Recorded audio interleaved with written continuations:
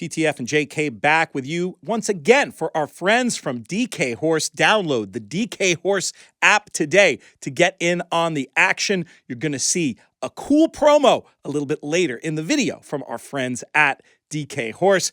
We've done this concept that we're doing here before for the Breeders' Cup. This is the first time we're doing it for Kentucky Derby weekend, Oaks and Derby, head-to-heads. Let's jump right in.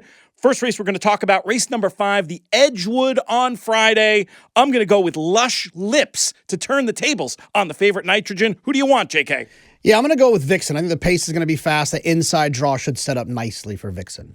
Race number 6 is the Alysheba. It's your honor on this one. Yeah, I'm going to take Fierceness. Everyone knows I'm a card-carrying member of the Fierceness fan club. I think this could be the start of an outstanding 4-year-old year. For me, I'm going to go with main market rival Locked. I think is going to get the absolutely perfect setup in this one.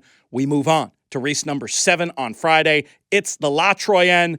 You know what? I am going to be a gracious host. I'm going to give you the layup of the odds-on favorite. I'm going to be the wise guy. I'm going to take number 4, Raging Sea, to beat the more fancied horse of the year, Thorpedo Anna, in this one. I just think Raging Sea, another horse that's going to get a perfect trip and has numbers that are just as fast as what Thorpedo Anna's been running lately. I'm going to skip Thorpedo Anna as well, so I appreciate you trying to be nice. I'll take Randomized. Alabama winner last year. Could wire this field. She is a very nice horse and could grow up quite a bit. Next up, we have the 8th race on the day, the Modesty. You go ahead and there's another short one in here. You going to take this one? Yeah, I'm taking this layup. I'll take She Feels Pretty. She could be the best older turf horse in the country. Number 2, Gimme Another. This is a horse I really like based on the South African form. Thought had excuses for the last run. I think can turn the tables on Saffron Moon and maybe even give the favorite a run for her money. We'll keep it rocking and rolling with race number 9, the 8 Bells. This is one where I'm going to go with number 5, Verity, JK. This horse, pair of Turfway Park wins, look really good, has races on the dirt that make sense as well. All about number 5, Verity, for me in this head-to-head race we'll talk about a lot longer on our Final Answer show. Yeah, this is a wide-open spot. I'm going to just take the favorite, Eclatant, to the outside with Brad Cox. Is drawn well, is probably the best horse in the field. I'll take that for this head-to-head. Race number 10, the Unbridled Sydney. Who you got? Yeah, I'm going to go with the favorite in here, AG Bullet, or Ag Bullet. I think this horse is very, very nice, has done really well so far, so I'll go with that one. I love the angle of the outermost drawn speed in a race like that. For me, this is all about number 9, Queen Maxima. Another really good race. Terrific card. Brings us to the race that gives the day its name, the Kentucky Oaks. I'm taking the layup for me. This one, I'm going to go with Good Cheer. This is a favorite. I know the edge isn't huge on figures, but boy, the way she's done it, she's just looked so impressive. She's going to be probably my main selection and certainly my head-to-head choice for this year's Kentucky Oaks. I'm going to go with Lucara. She's been training extremely well. She's a very talented racehorse, and while I have no problem with your choice of Good Cheer, I feel like Lucara gives me the second best chance I can get. Thanks so much to our friends at DK Horse for sponsoring this video. DK Horse have a really exciting new promotion now called King of the Track. You have to opt in to the King of the Track promotion through the DK Horse app. And from there, very simple. Bet the Kentucky Derby winner. If you win, you get your share of $1 million. It's a minimum $5 wager, straight single horse win wagers only. Your reward will be issued via click to claim. For more information about King of the Track, make sure you download the DK Horse app today. Include the promo code ITM when you sign up. Friday, just the appetizer. Saturday, loads more stakes races. We're going to start talking about race number 5. It's the Distaff Mile, and it is, for some reason, I gave myself the go here, even though I think technically it should be yours. But hey, my notes are my notes, so we're just going to go with it. Special One is the one that I want. Hopefully I'm not stealing a pick from you. Could be Lone Speed in this spot. I'll take Sacred Wish. Obviously, we've got a close connection with the connections of Sacred Wish, but we've been following her career. She's a talented racehorse, and I think sometimes a Grade 1 company can be a little bit challenging for her, even though she is a Grade 1 winner. This one should hit her right between the eyes. Race number 6, the Pat Day Mile. This is where folks start to get a little bit realistic sometimes. Horses that may have been pointed for the Derby Trail, cutting back in distance.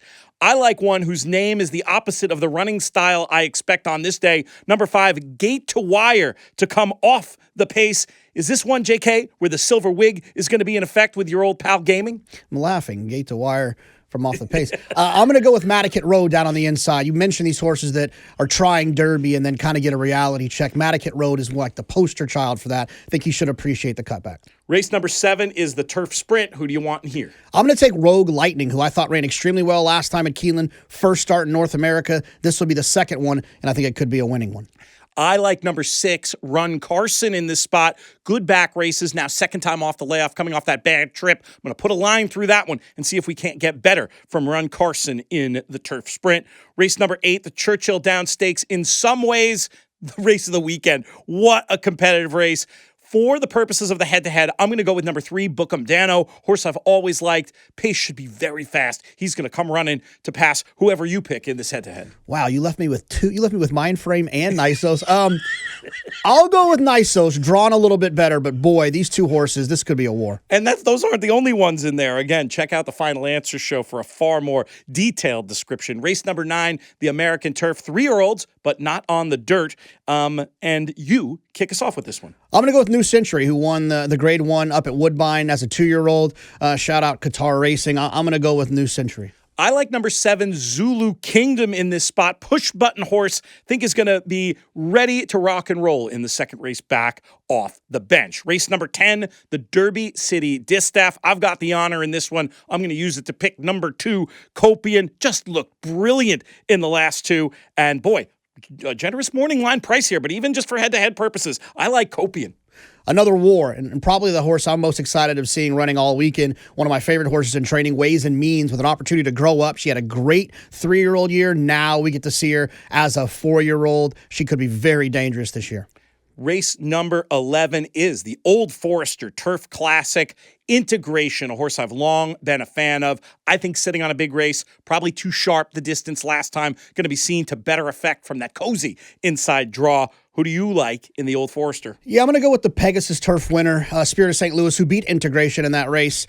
This Chad Brown trained horse has really, New York bred too, by the way, has really kind of started to jump onto the scene in this Grade 1 turf division. I think this one is the one for me in here. Kentucky Derby up next, the Run for the Roses. Again, these are just our head-to-head picks, full analysis coming down the line. Make sure you subscribe to the In the Money Media YouTube channel to get all of our YouTube exclusive content. Also, in the comments, let us know your picks in some of these races and who's going to do better in this head-to-head. For me, in the big one, I'm going to keep it simple and go with journalism. I've talked about this horse so much in so many different places. I think for a head-to-head format, given the way this pace shapes up, he's an easy pick for me. Yeah, for me, I'm going to go with Sovereignty. Look, I love journalism, but Sovereignty is a horse that has been historically referenced as a not great horse in the morning training. Now he is training well. What does that mean he's going to do in the afternoon? I'll take Sovereignty. Thank you one more time to our friends at DK Horse. There you have the Kentucky Oaks and Derby head-to-head. Also, let us know in the comments other types of videos you want to be seeing on this channel. Content has been booming. You guys have been supporting us. We appreciate you very much. Have a fantastic Oaks and Derby.